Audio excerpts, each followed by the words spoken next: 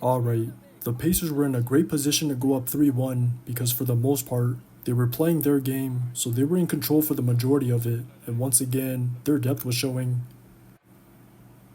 A lot of it was stemming from Tyrese and the SNRs or DHOs, because the Thunder had Zay blitz, show, or even drop whenever he came off a screen, and they had Shet mainly red, so they were basically trying to either force him off the rock whenever Zay was in the action, or have him play ones whenever Shet was in the action. But that wasn't really a surprise, because he got too many good looks whenever he turned the corner in Game 3, and it's nothing he hasn't seen before, so he was always hitting the pocket for the Pacers bigs on the short. Even the others were doing the same thing, because rock containment is still the Thunder's main priority, so Obi and Miles got to eat as the beneficiaries, and the only issue I'm seeing is Miles not being as effective as he was in Games 1 and 2. For some reason, he's been short on a lot of his jumpers, and it doesn't matter if it's in the mid-range on the short, from deep on his pops, or even from deep on his spot-ups, but at least the others were shot ready, because as seen throughout the series, they converted on the looks the Thunder are willing to give up, especially from the corners. They continued to make the Thunder pay for sagging off their bodies or taking away the paint, and just their decisiveness on the catch to either drive, shoot, or pass kept triggering scrambles, because the Thunder were constantly forced to close out, so they were generating a good amount of quality shots throughout. But their shot making was just one reason for them having control of the game, and the other was Siakam, because he was having his way on both ends. So if he wasn't just exploiting a mismatch from all the Thunder's reds, then he was just picking off the rock in those driving or passing lanes for runouts. If anything, he was really just exposing some of the Thunder's main issues, and one of them is their small ball, especially with Queso, because even though Siakam wasn't the one exploiting him in this game, his size is still proving to be a defensive liability. Since the Thunder are reading everything, he's getting switched onto the Pacers' bigs, and it's not just about him trying to defend the shots, because even him trying to fight for positioning or boxing out is getting him into foul trouble, so I don't know if he should continue getting as much burn as he has been. If he was able to at least compensate on the rock or on spot-ups offensively, then I'd understand, but he hasn't looked confident in his shot, so whenever he's out there, he's basically an easy mismatch for the Pacers' bigs, and I assume that was the main reason for the Thunder going back to their double big lineup at the start of the night. But I don't even think that change made a drastic difference early, because they still staggered his and Shet's minutes throughout, and Zay's always going to be effective just from his screens alone. He was still setting flats or brushes to alleviate pressure off Shai and Dub, and more importantly, still helping secure O-boards, because that was one of the main categories for them staying in the game throughout.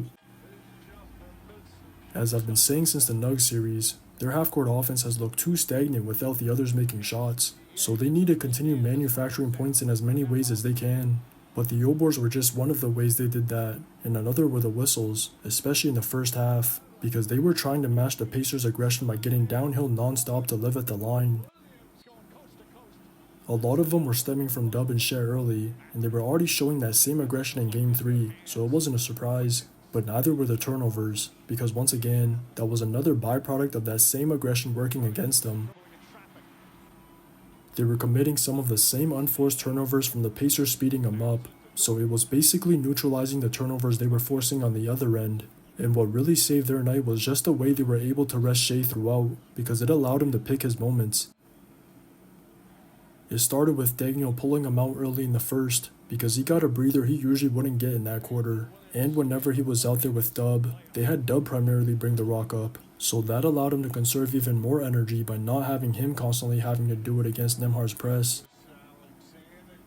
But their offense did turn into hero ball a lot of the times, especially in the second half, because the Pacers were still consistent with their coverages and their high levels, so Shai and Dub's actions were still being reduced to ones, and that was requiring both of them to make a lot of tough twos throughout.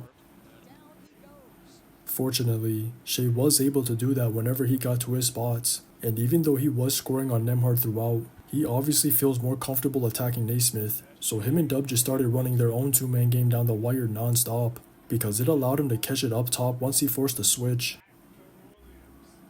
I was just surprised to see the Pacers having Nembhard at the nail instead of immediately doubling whenever Shai had the rock, because I don't think Dub has shown he can make his open spot-ups, and Shai has shown he can make shots over any of them, so the Pacers should have tested Dub's shot making rather than Shai's. By not doing that, it obviously backfired because Shea had conserved enough energy throughout to take over late, but they really shouldn't have even been in that position because they had their chances to dead the game earlier and didn't capitalize when they needed to. Late in the third, they left 3 points at the line, so instead of entering the fourth up 10, it was only a single-digit lead, and that just got cut quick because of Chet and Caruso. Caruso made a timely bailout, then Chet got 2 timely putbacks from the Pacers not tracking him, and the 2 were even more crucial on the other end, because both of them were responsible for some of the biggest stops that allowed him to maintain the lead Shea got him. As clutch as Tyrese and Nembhard have shown they can be, I still thought they should have tried to find Siakam more, because I don't think those two trying to take shit off the dribble on the switch is as effective as just getting Siakam the rock in his spots, and in those moments, I think he's gotta be their go-to bucket getter. This ending just reminded me of the way the Thunder choked away Game 1, but all this win did was basically salvage that loss, and now they've got another chance to try and capitalize on their home court advantage again in this best of 3. Just watch the tape. Puts it up. Williams with the rebound.